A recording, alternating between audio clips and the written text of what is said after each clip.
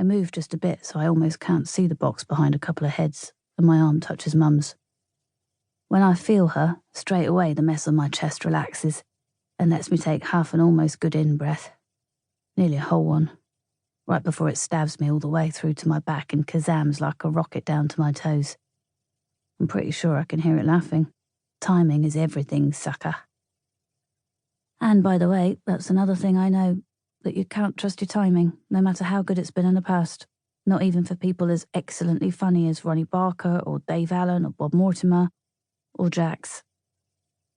Because even if you nick a little bit of money for sweets every weekday morning from your mum's purse, even if you accidentally on purpose leave your stepfather's car door open so the cats get in and we on the seats, and even if you're the naughtiest kid in the whole school by a long shot, when you're 11 years, 297 days, and from what the paramedics can tell, anything between 12 and 16 hours old, it's definitely not a good time to die.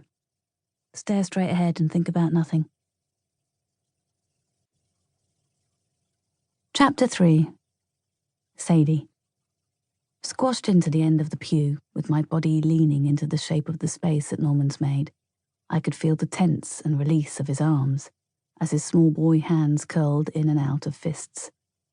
The button-down cuffs of his sleeves rode up ever so slightly with every movement, to reveal the trail of psoriasis that spread triumphantly down to the second knuckles.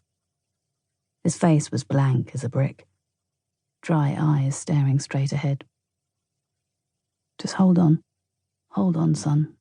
You'll get through this," I murmured reassuringly, telepathically. But Norman's hands kept on curling and flexing, and then I noticed his chest was keeping time, rising and collapsing with the movement of his hands. I knew what was lying in wait underneath the thin fabric of his shirt, so then I had another thing to worry about.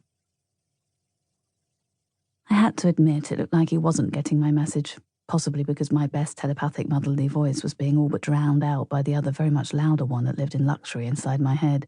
"Fuck you, Sadie, you can't even get this right." As usual, it wasn't pulling any punches. The priest who had never met him declared the end to Jax's life, and people began shuffling out of the pews as fast as they could, as if death might still be hanging around looking for company. They knocked our knees, murmured apologies, and spilled their overflow of sadness all over us, like we needed it. The moving huddle in the aisle parted from the back as Jax's parents set off on their million-mile walk, and without turning my head, I felt more than saw Josie Fenton hesitate ever so slightly as they passed us.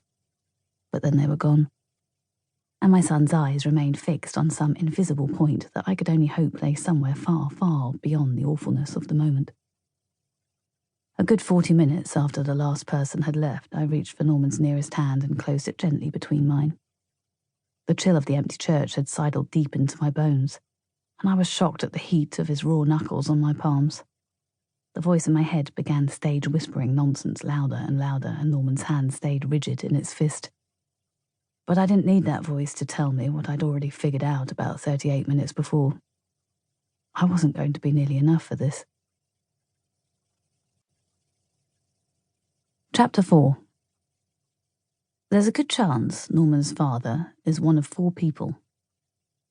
Now, I know how that makes me sound, but it's a fairly reasonable alternative to the other scenario, which is that he would quite possibly have been one of several more if circumstances had allowed. But anyhow, who provided the champion Y chromosome that coasted up a lager and lemonade river to victory in my ovaries never really came up in Norman's first 12 years of life. Mainly because I'd pretty much convinced myself that I was all the parent he needed. I was enough. And to be fair, Norman had never given me any reason to question my conviction, no matter how many mistakes I made on the job.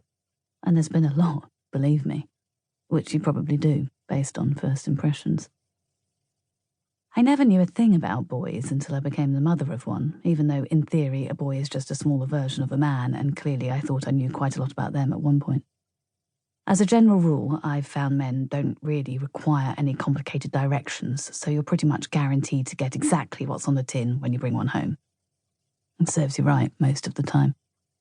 But it turns out a boy is nothing like a man at all, because they could definitely do with coming with some directions.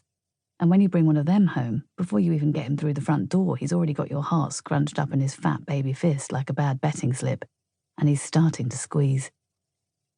I named my son Norman because there was nobody to tell me not to, and because I liked it.